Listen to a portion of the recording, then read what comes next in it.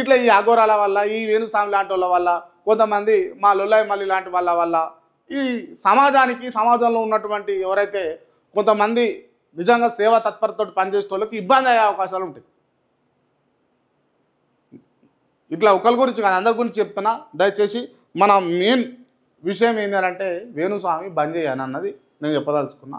నువ్వు బంద్ చేస్తే నువ్వు సంపాదించుకున్నావు, పైసలు బాగున్నాయి, పోగా ఆశ్చర్యం అటో ఇటో పోయి ఎంజాయ్ చేయి మంచిగా, తాగు తిను దుంకు, మంచి షోకులు ఉన్నాయి నీకు, పెద్ద పెద్ద అద్దాలు పెట్టుకుంటావు, కథలు చేస్తావు, చేసుకో పని మంచిగా చేసుకో కదా, సంపాదించక సంపాదించను ఇంకెన్ని రోజులు అని మళ్ళీ ఈయన చెప్పే జాతకాలు ఎవరిని సామాన్యుడికి ఒక్కని చెప్పినా చూడురి ఇంకా చిన్న చిన్న దోషులు ఉంటారు వాళ్ళన్నా నయం. ఇంకా వాడు తోచినోనికి తోయినోనికి అందరికి చెప్తాడు. ఈయన ఓన్లీ సెలబ్రిటీ హోదా రాజకీయ నాయకులకు క్రికెటర్లకు లేకపోతే సినిమాలలో ఉన్న వాళ్ళకు మాత్రమే ఈయన చెప్తాడు ఈ మొదబారి.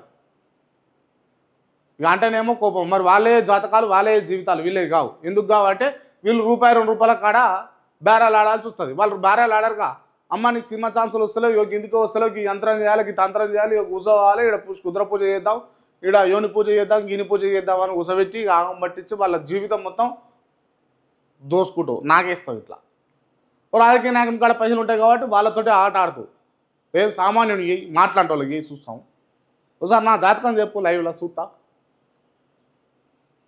నా జాతకము నీకు దమ్ముంటే కనుక లైవ్లో చెప్పు. ఏం జరుగుతుందో చెప్పు, గతంలో ఏం జరిగిందో చెప్పు, ప్రజెంట్ ఏం జరుగుతుందో చెప్పు. నువ్వు దేవుడు కావాలి. ఇవన్నీ చెప్పినాక నువ్వు దేవుడివి కావాలి. నిన్ను మొక్కాలి. నీకు గుడి కట్టి వేణుస్వామి అని చెప్పేసి ఒక గుడి కట్టి ఆ గుడి మొక్కాలి. అందరు మనుషులే.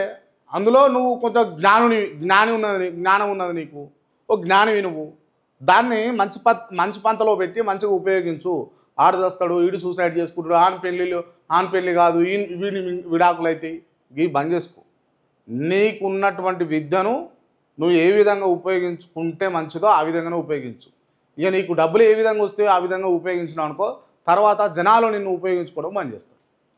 క్లియర్ ఇది రైట్. ఇదొక అంశం. అయితే ఇంకొక అంశం ఏంటి అని అంటే ఒక తమ్ముడు వచ్చాడు నా దగ్గరికి. ఆ తమ్మిని విషయం ఏంటి అని అంటే డిప్లొమా ఇన్ ప్రీ స్కూల్.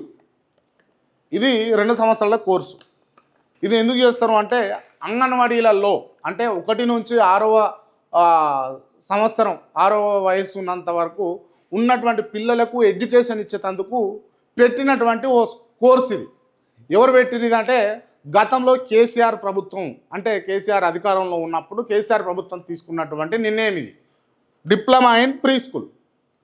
ఇది 2 సంవత్సరాల కోర్సు. ఇట్లా 5 బ్యాచ్లు అయిపోయినాయి. ఇప్పటికీ కూడా ఒక బ్యాచ్ రన్ అవుతూ ఉన్నది. మొత్తం 5 బ్యాచ్లు ఉన్నాయి. ఇవాళ చూసుకుంటే వీళ్ళు శిశు సంక్షేమ శాఖ కింద భర్తీ చేస్తున్నటువంటి సీతక్క గారు భర్తీ చేయబోతున్నటువంటి ఉద్యోగాలలో ఈ అంగన్వాడీ టీచర్స్కి సంబంధించి మాట్లాడుకుంటే కనుక వీళ్ళకు ఉద్యోగాలు వస్తాయా రావా, అసలు వీళ్ళకు ఆ క్వాలిఫికేషన్లా వాళ్ళు పెడుతున్నటువంటి అంశాలల్లో క్వాలిఫికేషనే పెట్టట్లేదట. అంటే డిప్లొమా ఇన్ ప్రీ స్కూల్ చేసిన వాళ్ళు దీనికి అప్లై చేసుకోవచ్చు అని అన్నది పెడతలేరట.